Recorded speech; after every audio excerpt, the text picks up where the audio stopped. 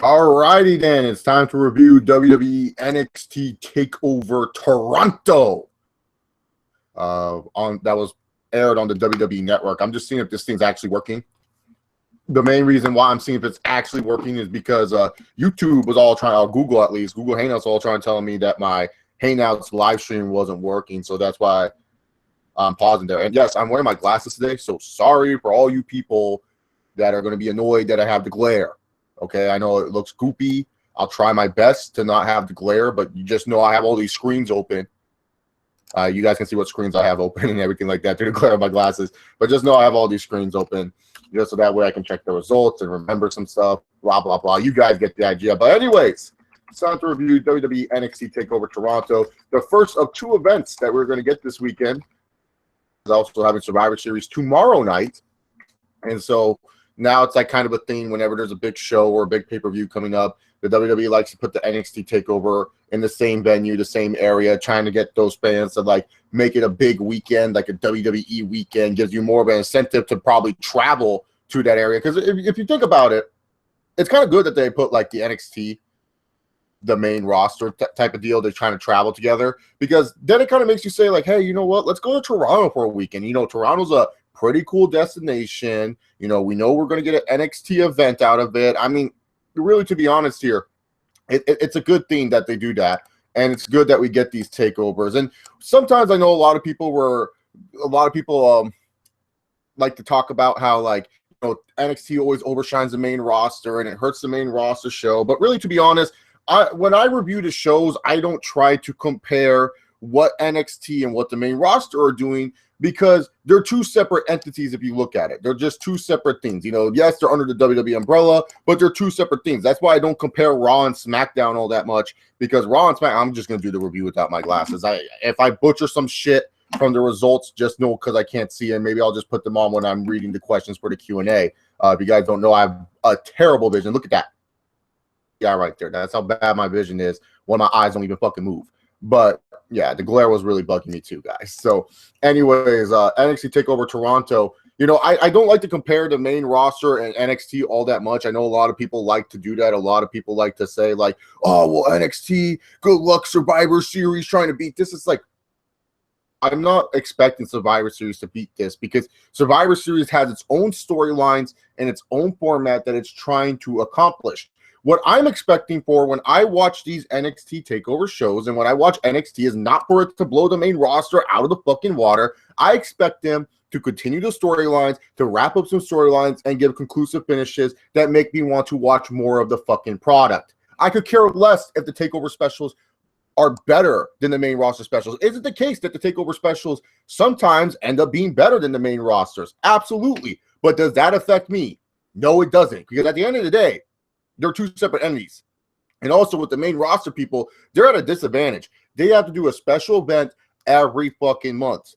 They barely have time to build up for these special events compared to NXT, which seems like they have all the time in the world to build up to these special events. So that's why, to me personally, when people always try to say, oh, well, the TakeOver blew out the main roster, it's like, errors. They blew out the main roster. They have a different format that they film under. They have a different schedule that they do. Shouldn't be that big of a deal. But anyways, it's time to review NXT TakeOver Toronto. I was mildly excited for this show, to be honest with you. I was just looking forward to Mickie James returning in the 2 out of 3 falls tag team match. That was really what I was looking forward to. Joe and Nakamura to some degree, but their last match was kind of blah, so I wasn't really looking all too forward to it, even though the feud was really good heading up to it. Just kind of on the whole match itself, just because I didn't know if they would go out there and perform a really good match. And so what we got for the opener was Bobby Roode and Ty Dillinger. And by God, what a really good opener for this show. You know, these guys wrestled to their characters. These guys wrestled how I would imagine Bobby Roode to wrestle and how I imagine a Ty Dillinger to wrestle. And this match was just loads of fun. You know, the crowd was amped up into it because it's two Canadian boys going at it for the supremacy rights of Canada, I guess. But, man, this match was really good. And it just set off the tone right for the pay-per-view or the special event, whatever you want to call it. You know, just set the tone right. It just made you say, oh, yeah, man, this show's going to be a good one. You just kind of felt it there, that this show is going to be a good one.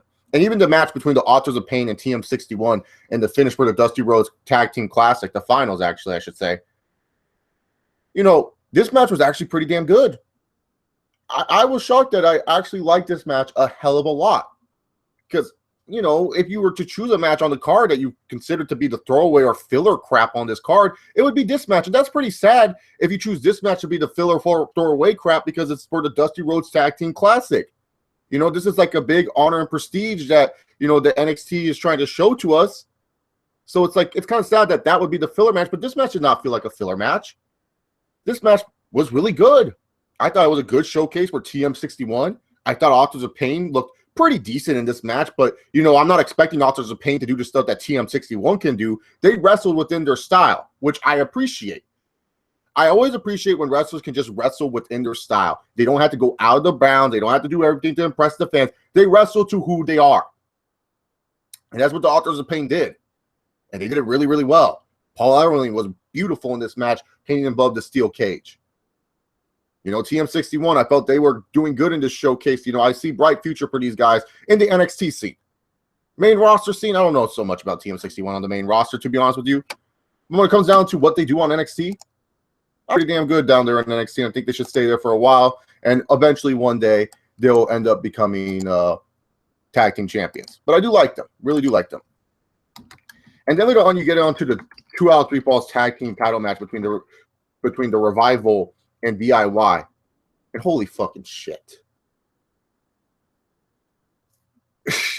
What more can you say about this match? This match right here between DIY and the Revival. Just awesome stuff.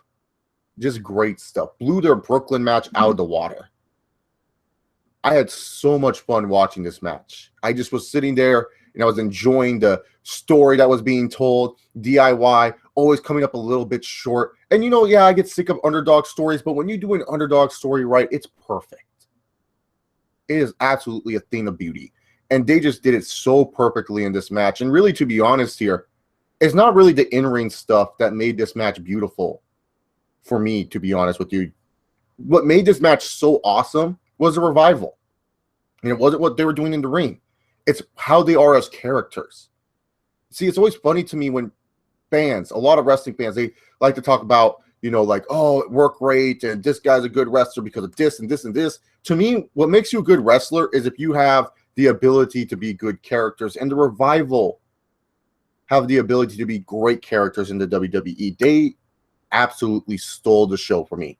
I know everyone's going to be sucking the cock of DIY because it's Johnny Gargano and Tommaso Ciampa, Johnny Wrestling, and all that other shit. But I don't care what anyone says. The Revival stole the show for me. They were absolutely tremendous. And the reason why I got so into this match is because of what they did as heels to make me hate them, to make me want to see them lose, and to see DIY win. That's why this match was fucking fantastic. You can hear other YouTubers talk about the work rate and the moves and everything like that. Go right ahead. But when it comes down to it, wrestling match, when you have two good character tag teams or character wrestlers going at it, and these are four great characters going at it, and it was awesome. You got to watch this match.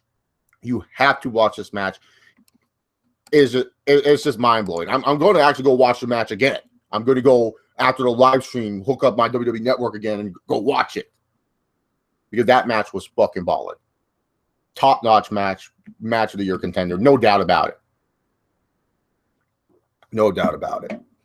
And then it's funny enough, like, you know, if you were to say what was the worst match of TakeOver Toronto on this card, it's not even a bad match. It's actually a pretty decent match, a pretty good match. And that was Mickie James versus Asuka.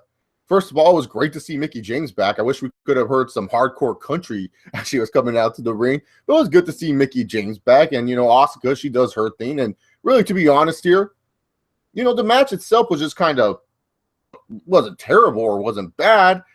But you just got out of that awesome tag team match. And now you're trying to get into this women's match. And you're just kind of sitting there like, what are they kind of doing? You know, it's kind of hard for you to like really transition into that. So sometimes some filler and fluff is good on shows if it's good filler and fluff. But yeah, Mickie James and Asuka did their thing. It was a good match. Not bad to watch. I mean, if you watch it just on your own, look at this match and think of it differently. Like if you just put in TakeOver Toronto and you chose the women's title match first, I'm pretty sure this match would feel different for most people. Good match, though. Happy to see Mickie James back. And, of course, Asuka retained. Now, moving on forward to the NXT Championship match between Samoa Joe and Shinsuke Nakamura. Now, I was kind of like on the fence because I was making a bold claim that even before the women's match happened and this main event match happened, that this was so far the best TakeOver ever. This is by far the best TakeOver ever. Like I was on that claim because the first 3 matches were so dang good, and especially you got such a phenomenal tag team title match. I was sitting there, it's like, this is the best one ever. And I was like, okay, well, I have to see how the women's match did, and the women's match passed to what you needed it to do. But I was like really worried about this main event because the last Shinsuke and Joe match, it was kind of blah. I don't care what anyone tries to say about that first match. That first match was kind of blah. That wasn't like the Shinsuke and Joe match that I was expecting to see last NXT TakeOver. You know what I'm saying? So I was really like wondering, how is this match going to happen? How is this match going to be? And, you know, Shinsuke's entrance kind of threw me off a little bit, not going to lie. Yeah, sure, it was a cool entrance, all you want. But, you know, you see this video package of, like, Shinsuke and Samoa Joe, oh, we hate each other. We're here to kick each other's ass, blah, blah, blah, blah, blah. You know what I'm saying? Like, it's just like they're going out for war. And Shinsuke's coming out like, oh, well.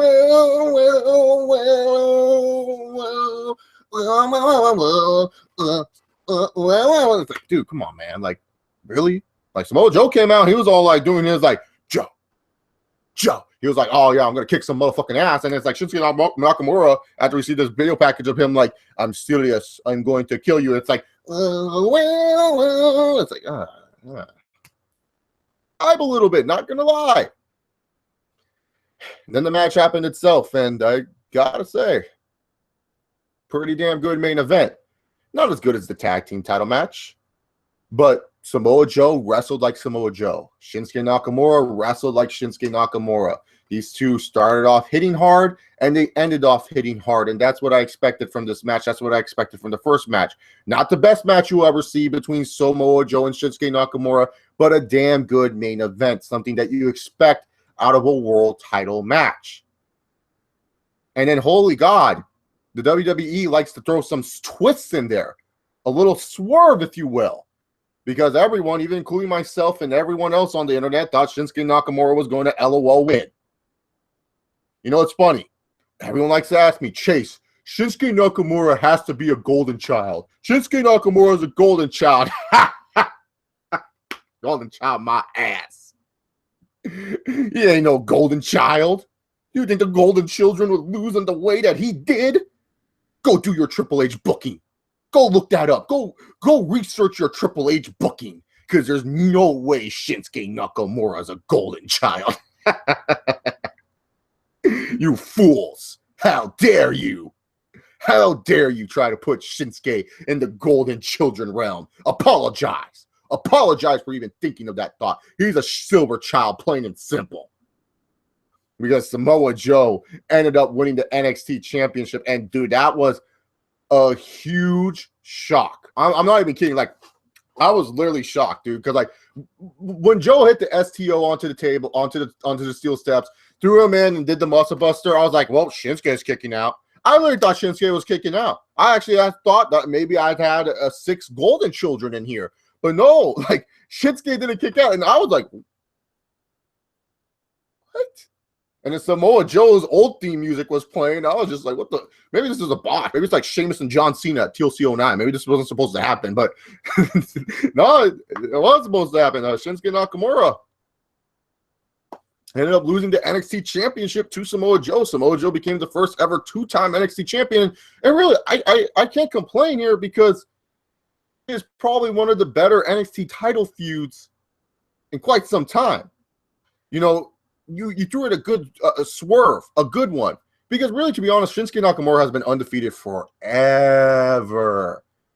You know, this guy has not lost one match since debuting in WWE. When everyone thought Shinsuke Nakamura would end up being like that one guy that would lose all his freaking matches and everything like that.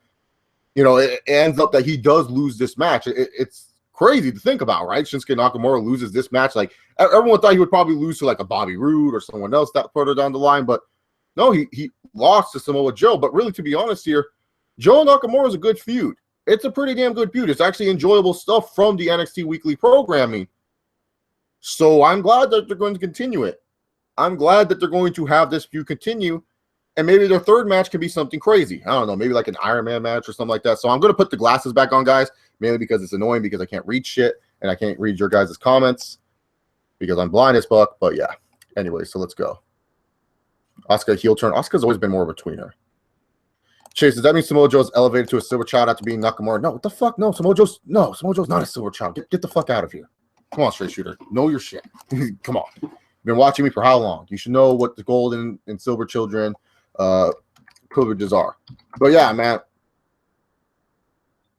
I'm saying this right now. NXT TakeOver Toronto was the best NXT TakeOver, and it's not even close. It's not even close because Brooklyn. Yes, Brooklyn. Like, Brooklyn was like the first Brooklyn was a special show, and it got that tremendous women's match. But when you look at the first hour of TakeOver Brooklyn, kind of filler crap. You know, I hear people like Our Evolution a lot. You know, the first ever TakeOver with Natty and Charlotte and Tyson Kidd and Neville. This one right here, though, there was no filler crap. Every match has some meaning and significant importance. Every match kind of layered what's next for each person because now, you know, the Authors of Pain, they won the Dusty Rhodes Tag Team Classic, so which means they're going to fight the face team in DIY. That makes sense. You know, Bobby Roode, we all know he's probably going to move on up. We don't know what's next for Ty Dillinger. Samoa Joe and Shinsuke continue their feud, which has been really, really good. This was the best NXT TakeOver, and it's not even fucking close. If you guys disagree with me, you guys are more than welcome to. But you're not going to change my mind or opinion because when all of your matches deliver and all of your matches don't feel like a waste of space and don't feel like they wasted my time. I did not feel like in that 2 hours when I was watching the show that I wasted my time, that I was wasting valuable time, that I could be doing something else on a Saturday night.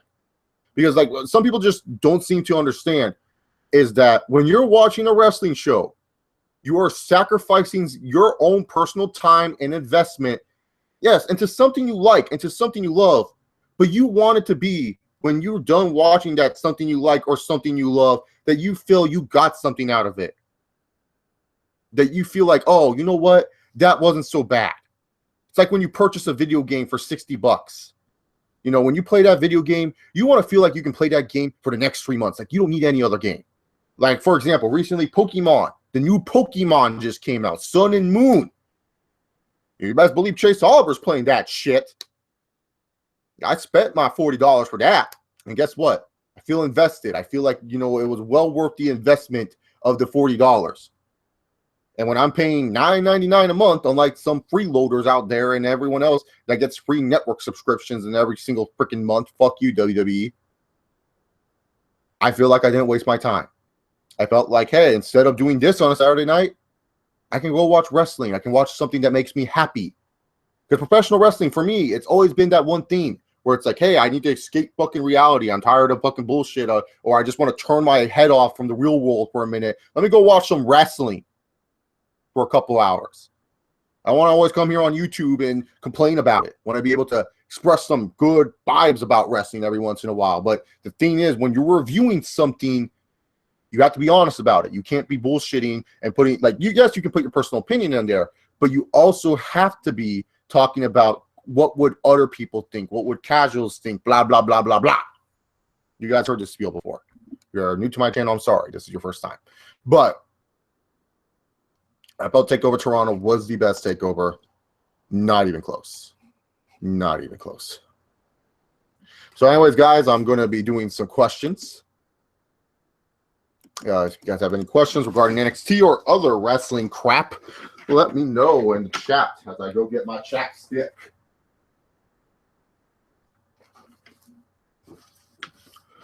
All right.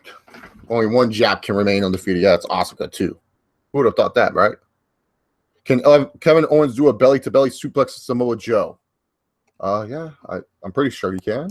I don't see how that would be impossible. I don't see how it'd be impossible. That's what I'm saying.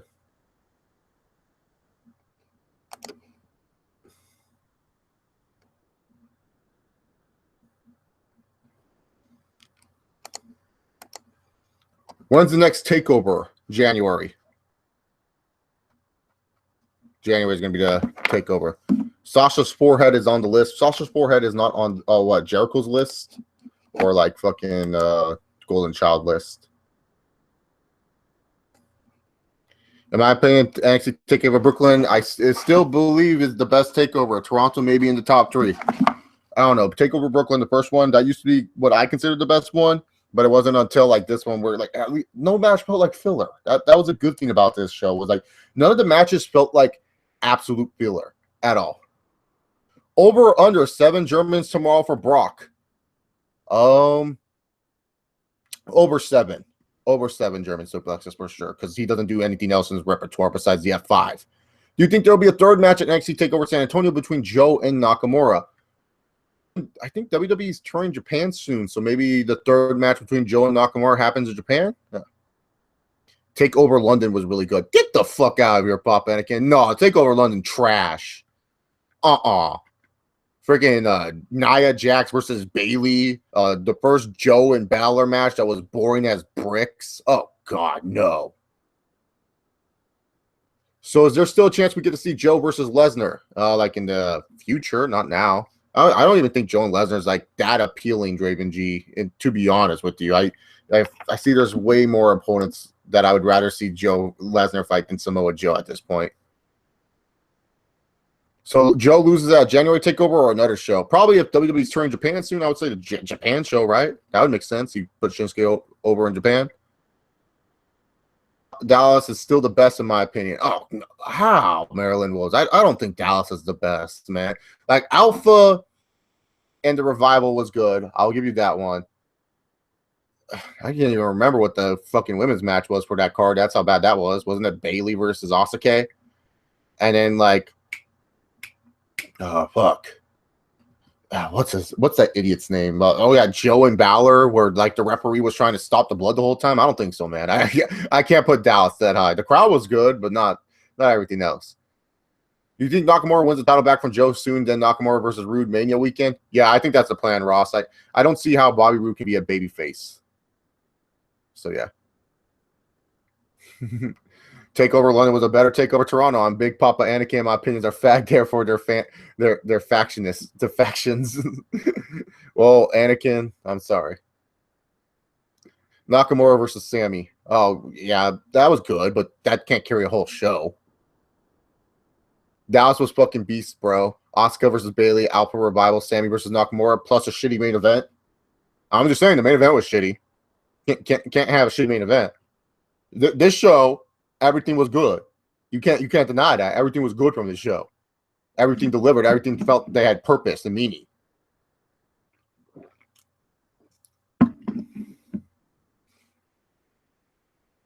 Orton is God. Yes.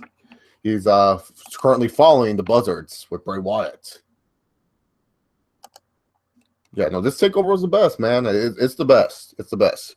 If they have Rude become the next champion, do you think Dillinger could be the one to take the title off of him? That would make sense, Draven G. So even though it's NXT, I don't want to say it would happen because stuff that makes sense the WWE tends to not do, even if it is in development. So I mean, because look at that, they had Samoa Joe and Kevin Owens lined up on a platter for a big time takeover event, and then they just kind of like squashed it on the NXT. Just saying, NXT, it's not perfect when it comes to writing. Call up to SmackDown. I would have to say Raw. I would prefer the Revival on Raw. I think Revival would fit better on Raw. Like, yeah, they screened SmackDown tag team, but honestly, them on Raw would be so much better and it'd be great at the end of the New Day. Hello, John. Randy Orton. What do you think of Mickie James? I think Mickie James is awesome. Oh, Mickie James is one of my favorite women wrestlers. I've always loved her. Back when YouTube was actually creative, you could actually have like a cool little background And one person made me a background and said, "Hey, what women's wrestler do you want on, or what diva do you want on there?" I said Mickey James. And so yeah, I've always been a big Mickey James fan. Very good stuff. What do you think of the entrances tonight? Bobby Roode was cool. I didn't like Shinsuke's because it was like, oh, you know, we're in this blood feud, but I'm going to dance and do some stupid shit. It's like, what the hell? No. And Asuka's was pretty cool with all the fans having the masks. I would abuse Asuka's face with my boner. Oh, God. That is not PG. What's the hype of Hideo Itami? To me, I don't see much in him personality. Just look at him as a solid mid-carder, nothing much. Because his name is Kenta, and everyone loves Kenta. Kenta used to be one of the like top indie dudes of all time, man. Like everyone's just all like, oh, Kenta. I mean, Punk stole Kenta's finishers. Like, it's ridiculous. So Kenta kind of has a name to him and stuff like that. So a lot of people, you know, just put him with the indies and stuff like that. My score tells me my previous comment wasn't PG, dear John. Yeah, it wasn't there. Look at Nakamura, man, blows him out of the water. Yeah, Nakamura has actually charisma. I'm actually surprised that Sanity didn't make it farther in the tournament. I feel like because like they were pushing the Authors of Pain, and it's kind of like too early to push Sanity to that level because, you know, Authors of the Pain is their main focus, which makes sense because these guys wrestle to their style, while Sanity, you don't know how much, you don't know how long you would probably keep them on NXT, or if you would actually do something with them further down the line.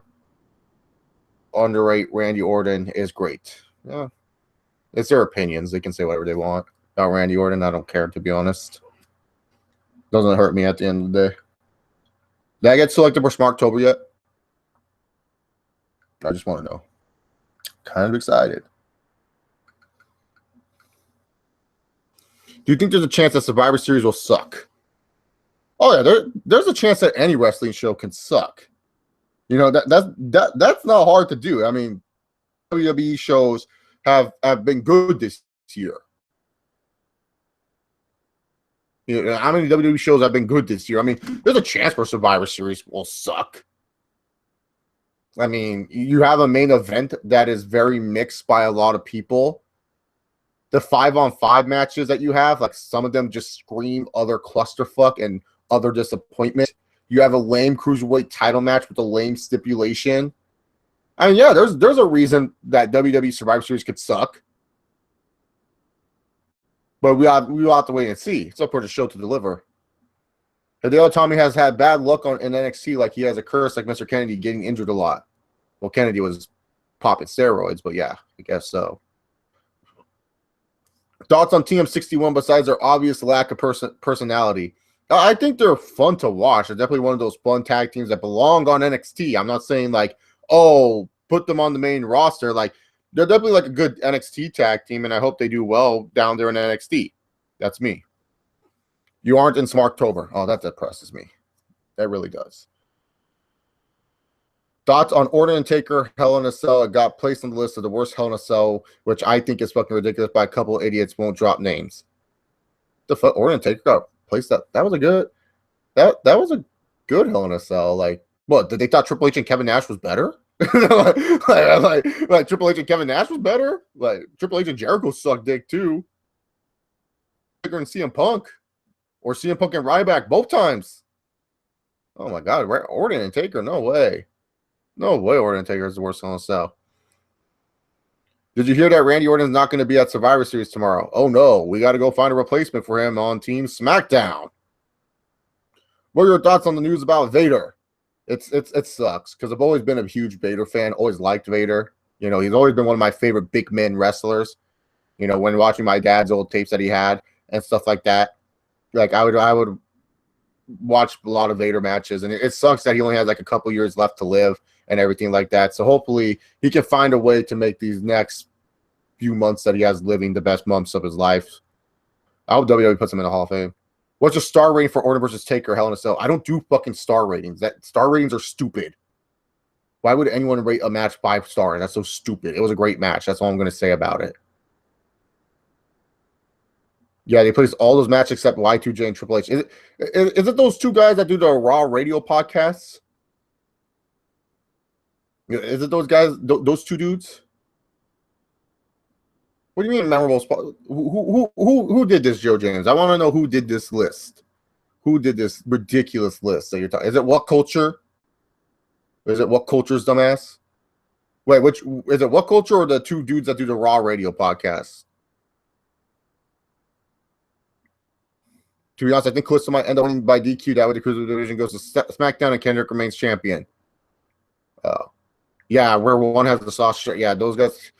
I'm not a big fan of them. The Busted Open Radio podcast, whatever their names are. I'm not a big fan.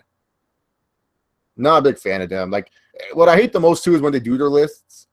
Like, they're very smarky, and then not only that too. Like, they'll try to do like lame jokes in between, and none of them really hit. Like, it's just like they try to do jokes, and it's just like it looks so goofy. Like these mid 30 to 40-year-old men trying to be funny and stuff like that. Like, but really, they put Randy Orton. Goddamn, they don't know wrestling, dog.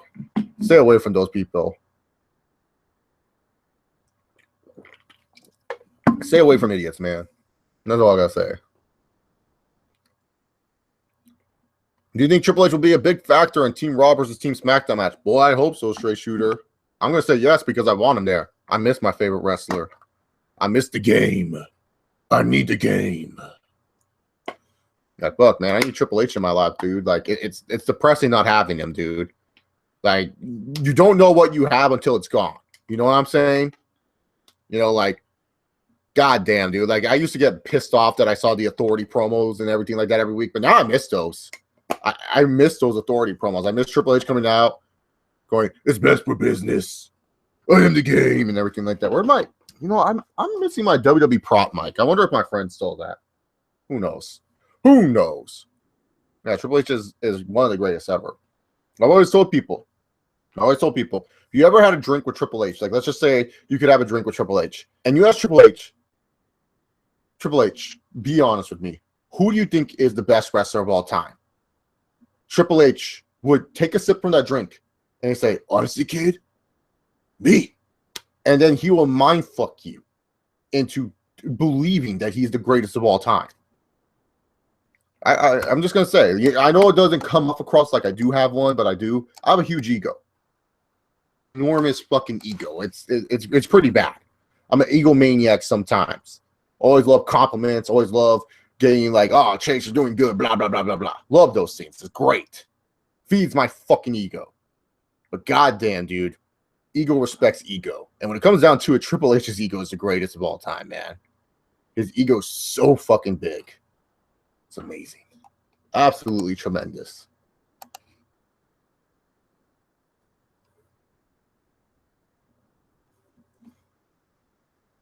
Alrighty then. Gotta check the Alabama score. Chattanooga gave us a scare a little bit. They're up 3-0 in the first quarter. Chattanooga giving us a scare. Just solidifying why he's the new Heisman candidate, because Lamar Jackson got his ass kicked. Yeah, that's right. Lamar Jackson got his ass kicked.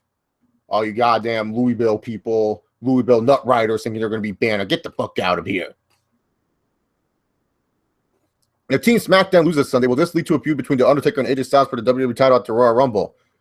I don't know what BS reports you're reading, Straight Shooter, but I hope so. That sounds absolutely tremendous. It would make sense. Undertaker would go after the face that runs the place that failed SmackDown. I would love that. Prescott is the best player in the NFL. Yeah, right. He's good, but not the best. That's Benoit spot and DIY versus the Revival. I loved it. I was expecting them to go into a Benoit chant. If I was CEO of WWE, I would hire you in a heartbeat. Thanks, Clayton Carl. But at the same time, I would drive so many people. I would drive so many people insane. I would drive so many people insane if I worked at the WWE. Oh, they would be annoyed with me. They would be absolutely annoyed. Cena versus AJ, last man standing at the Royal Rumble. Cena wins the title. Undertaker comes out and calls Cena at WrestleMania in a title versus career match. Oh, great. Undertaker was champion, and John Cena had to put up his career. Then they can just reuse Legacy, like that Eminem song. This is my legacy. Hey, there's no guarantee. There's no hope for me. This is all you see. This is my legacy. Legacy. Oh, I'll be all down for that. They could just reuse Legacy. I mean, you reuse like Letters in the Sky like 5 million times, WWE. One of these days I'm not gonna see, and never know when they fall down. John Cena and Randy Orton is a rivalry. No, wait. John Cena and Randy Orton is the rivalry. Who remembers that promo? The bragging rights promo? They're coming back to me. They're coming back to me. They're coming back to me. We can use the steel steps. We can use the steel ladder. We can use the handcuffs. We can make one of the greatest matches into a knockout, Dragon Ball War.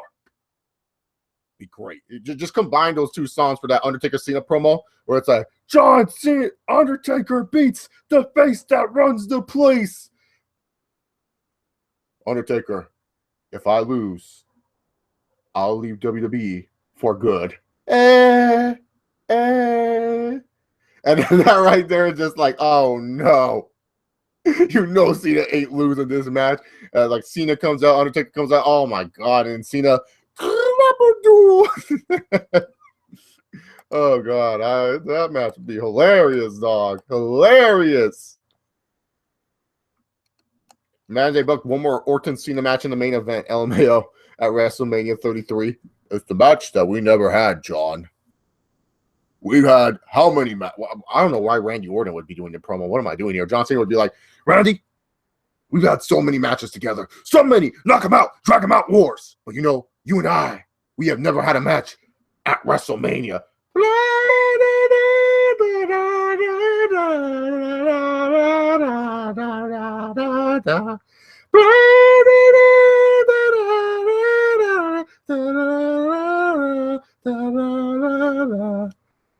Like that would be like the music. They always use that song too. Anytime a John Cena, Randy Orton promo is going on, they always use that. That one, remember? WrestleMania 24, Hell in a Cell 2014, another Cena Orton match. Like shit, man. You're a fan, but if you lose the Cena at WrestleMania 33, it won't affect me too much since Lesnar already broke the streak and made me hate him ever since. Yeah, that's the problem with that. Orton versus Cena for the last should be booked as scheduled main event at WrestleMania. It'd be good. I don't mind Orton Cena matches. It's just when you get them, and Orton Cena matches are annoying when you get countless strains of them. And I feel WWE kind of ruined that match in a way because in 2009, it was the worst feud ever. It was so amazing, man. It's so amazing how bad that feud is, God. The flip-flopping of the titles. 60-minute Iron Man match. They make it out to be Shawn versus Bret Part 2. Yeah, man. They made the greatest, one of the gruelest, toughest matches into a knockout, drag 'em out war. Favorite fucking promos, by the way, too. I fucking love that promo. That promo is so funny. Dynasty 205. Do you think Nakamura lost because of what he did to Austin Aries? No. Did you hear that Undertaker is retiring at WrestleMania 33? I hear Undertaker's retiring at WrestleMania 32. I heard Undertaker is retiring at WrestleMania 31. I heard Undertaker's last WrestleMania would be WrestleMania 30. I heard 28 was the end of the era. Fortune, fame, memory, and the memory will remain. So I'm not going to believe anything that I hear that Undertaker's retiring. It's like a Cena heel turn. Everyone's like, you know, Cena's turning heel next year. No, until I see it, I'll believe it. And until I see Undertaker fucking retire, then I will believe it. Cena's a good talker. Yeah, he's a good talker, but not the best. Sin Cara actually got punished on Raw from what I heard. What's that about? Because Sin Cara kicks a lot of ass. Conor McGregor wants a money fight. He should go fight Hunico. Hunico will kick McGregor's ass. He's bigger and he's stronger. Stop going after Floyd Mayweather. Go after a real tough SOB. Knock the fuck out of Chris Jericho. Jericho will deny it and do his Talk of Jericho Cop podcast. Be like, no, man. Hunico and I, we had no beef, man. Hunico and I are really cool. He'll have like Hunico come in and we'll laugh about it. Hunico's like, hey, man, nigga, I ain't laughing. Sakara actually got, oh, yeah, I read that one. Samoa Joe, I'm coming for you, you fat half Samoa Joe. The Scott Steiner impression. NXT TakeOver would have been better show if Edge was on the show. No, if Edge was on the show would have been terrible. Batista's a better talker. Baby 2010. Batista all day. Yeah. Who is Ezekiel Elliott of the WWE? There's no one like Zeke in the WWE. Get the fuck out of here. How do these superstars wish they could be like Ezekiel Elliott? Stud. Which Orton Cena match was they keep having to restart the match? That was shit. SummerSlam 2009. Like Brett DiBiase got involved. Chase, did you just say the N-word? Yes, I did. Oh my God. Chris and me. Yeah, Hunico is a real Brock Lesnar. Fuck yeah. Road Rock 2003, Ass Race Batista in 2010. Yeah. Do you guys not see my my little description box? If you actually click on the description box, you can see what my description is for this video, for what this video is. It's a Hollywood Rock line. Yeah, Brett DiBiase, man. Shit. He came in. He said Randy Orton for that title match.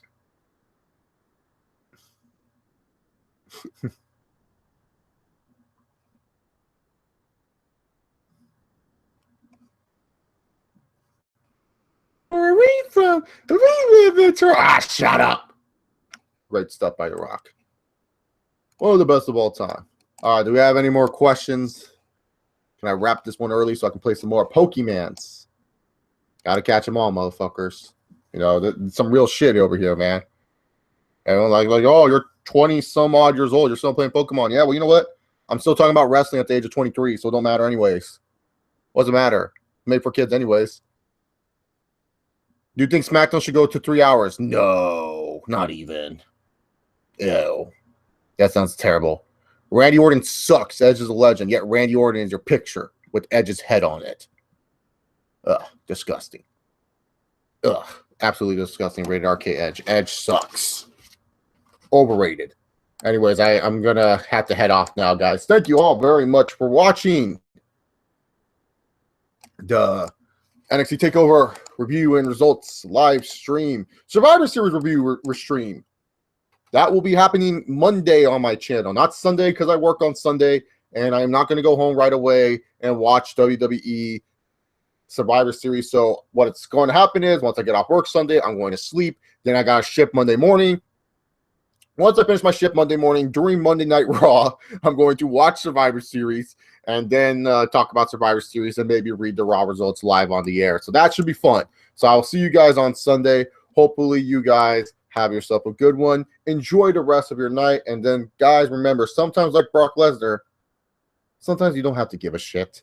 Anyways, guys, have a good one. Peace.